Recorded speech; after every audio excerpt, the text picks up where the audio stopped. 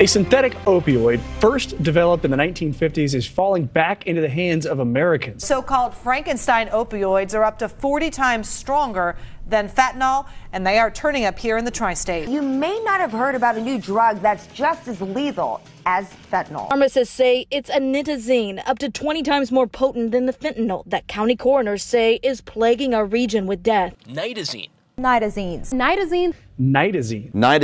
Extremely lethal and deadly.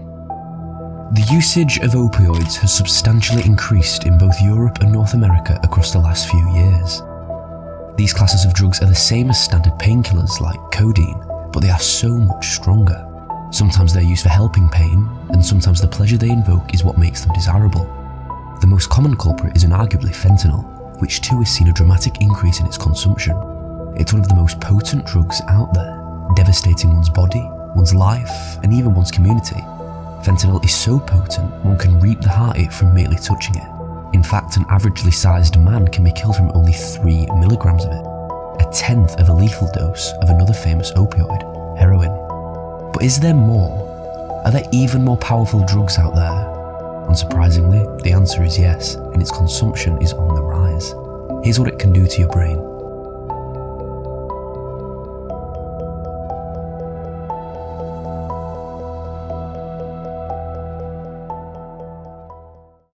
These are pictures of people who have overdosed on fentanyl. They've lost consciousness, their breathing stopped, and if paramedics are successful in reviving them, their organs may be damaged for the rest of their lives. But these consequences may still be far from the effects of what nitazenes, a relatively new synthetic opioid, may bring.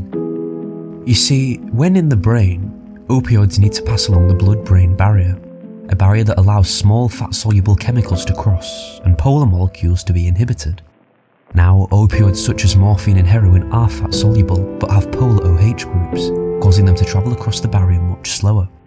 Yet opioids such as fentanyl do not. It's extremely fat-soluble, so little is needed to get high. But nitazenes are even worse.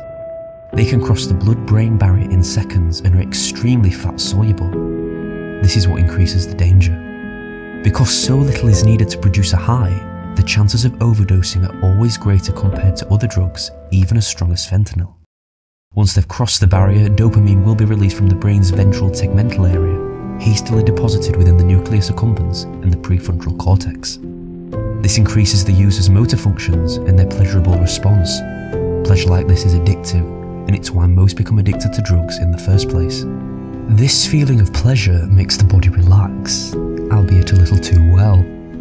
Some vital systems will slow, you won't even be able to use the toilet, and your breathing can quickly stop as your lungs fail.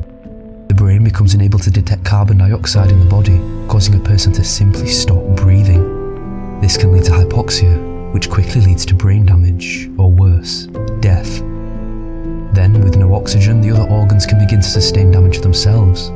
Whilst this can be seen with other opioids, again, the amount of nitazenes needed is so much smaller, making it even riskier. Some people have been known to overdose from inhaling or even touching them. Now, it is possible to revive someone who has overdosed on many of the common opioids. Frequently, a patient is administered an injection of naloxone. This is a medication which reverses the effects of opioids, binding to the receptors in order to prevent the drugs from doing so themselves, so you can't get high. But this may not be so straightforward with nitazenes. Many studies have found that this injection doesn't always work. Research instead suggests multiple doses of naloxone may not even be enough, making it harder and harder to keep one alive following an overdose. Too much naloxone can also cause many adverse symptoms itself: anxiety, nausea, diarrhea, but obviously not as severe as death.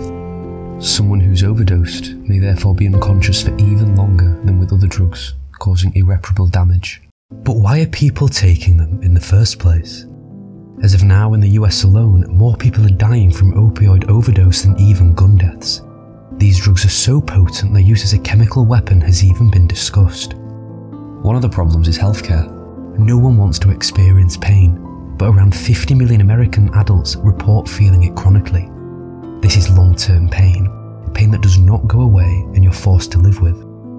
GPs and doctors often prescribe pain medications such as opioids like codeine, but as we've discussed, these are addictive or hard to acquire.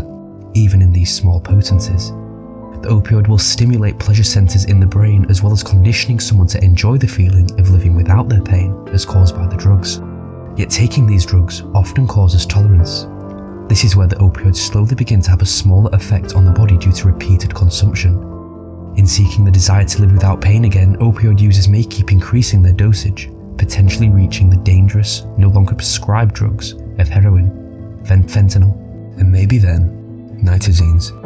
Even now, the NHS in the UK has started giving fentanyl patches for those with extreme pain and after operations.